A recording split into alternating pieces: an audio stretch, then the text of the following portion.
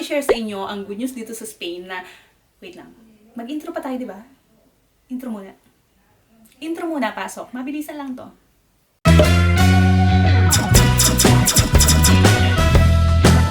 Hi mga guys! Kung dumaan to sa feed nyo, this is your sign na mag-subscribe ka na. Gusto kong i-share sa inyo ang good news dito sa Spain, sa mga nagbabalak pumunta dito, or sa mga makakapanood na to na wala namang balak, pero feeling ko pag napanood nyo to, baka magustuhan nyo rin.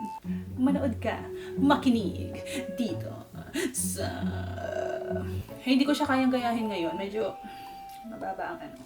Starting May 2025 this year, 2025 na, this year na ay ipapatupad na ang tinatawag na Arraigo Socio-Laboral. Socio. So, ang ibig sabihin yan, kung ikaw ay naninirahan dito sa Spain sa loob ng 2 taon, kung nakompleto mo na ang 2 taon na yon, ay pwede ka nang mag-asikaso ng iyong papeles para mag-apply ng resident permit.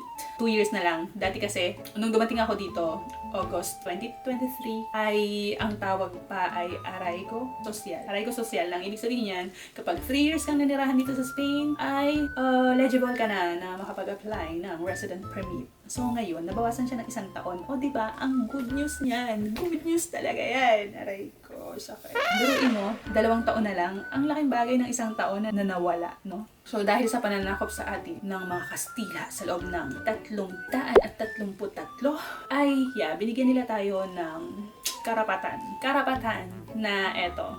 Ito na talaga to mga guys. Sa paninirahan nyo dito ng 2 taon, regardless kung anong visa status nyo or kung undocumented ka, ay basta manirahan ka dito sa loob ng 2 taon ay eligible ka na makapag-apply ng resident permit. Later on pa, pwede ka nang mag-apply ng citizenship. You know? Possible ka maging residente dito sa Spain. Kahit na nag-umpisa ka dito na wala kang kamag-anak, wala kang jowa, you know, di ba kadalasan ganon sa mga ibang bansa. Pero dito, kahit pumunta ka dito na mag-isa ka lang, you know, may possibility kang maging residente dito. Siyempre, masaya yun kapag may resident permit ka na. Kasi, pwede ka nang makapamili ng gusto mong trabaho. Kaya, pwede ka nang magtrabaho sa restaurant or kung saan mo gusto na pwede kang matanggap. Importante lang din talaga na nakakapagsalita ka ng Spanish. So, nire-required nila yan. So, siguro naman in 2 years, makapag-Spanish na tayo noon. Diba? May 2 taon naman. And don't worry, merong libreng school na pwedeng pag-aralan ng Spanish dito. And gawin ko yun ng ibang vlog later. Pwede ka na kumuha ng sarili mong apartment kasi magkakaroon ka na ng ng contract, di ba? Kasi kailangan yun pag kukuha ka ng apartment mo. Yun na lang topic. Wala lang. I-elaborate ko na lang din kasi ang ikli pa ng video.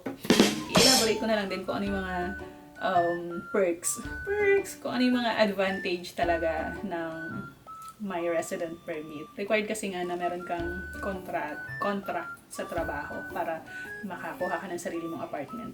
Pwede ka na bumili ng kotse, mag-driving. Sinasabi ko na mga plano ko, wait lang. Talaga ma-enjoy mo na ang paninirahan dito sa Espanya kapag ikaw ay residente na. Magagawa mo na lahat. Walang illegal. So, and alam nyo ba, meron akong kakapanood ko lang, i-share ko na rin dito na kaka-approve lang din ng minimum salary increase. And alam niyo ba ang kagandahan? Regardless kung may papel ka or wala kang papel dito, we have the same rights. You know, kung nag-increase ng salary, yung mga legal na nakatira dito, yung mga residente dito is same lang. Yung mga undocumented ay pantay lang. May salary increase din sila. Okay, masaya, di ba?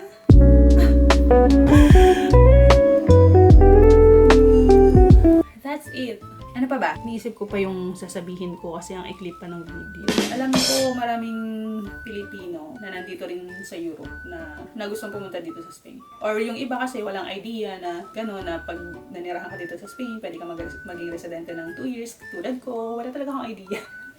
Pupunta ako dito sa Spain, wala akong idea na pwede ako maging residente in 3 years, before 3 years pa, diba? So ngayon, nalaman ko na lang, nung nandito lang ako na, pwede pala yun. Kala ko pag nagpakasal ka ng Spanish citizen. Kung may mga katanungan pa kayo regarding dito na sa Spain, wala na po ako sa Hungary. So, yung mga topic po natin ay dito na sa Spain. That's, good news sa lahat ng Filipino na nandito na sa Spain. And sa mga nagbabalak pumunta dito, syempre, good news yan. Ang bilis lang ng 2 taon, guys. Tingnan nyo, parang kahapon lang, tulala ako dito na, ano nangyayari sa akin dito sa Spain? Drama! Tapos ngayon, eto, pa 2 years na ako ngayong August. So, yun lang naman. Ang init na ng jacket ko, tas Makati siya. Ewan ko. Makati siya talaga eh. Ang kati. Alam mo yung mga himulmul niya tumutusok na sa katawan ko. Ang ikli pala ng vlog na to, no? Anyway, yun lang. Ano ba? Wala akong masabi. Yun lang naman talaga eh. 2 years na lang. Ano? Tapos tingnan mo, pag ine-edit ko na to, saka ako maalala, ay may nakalimutan akong banggitin sa vlog. Yun na, i-edit ko na to para ma-upload ko na. Bye-bye!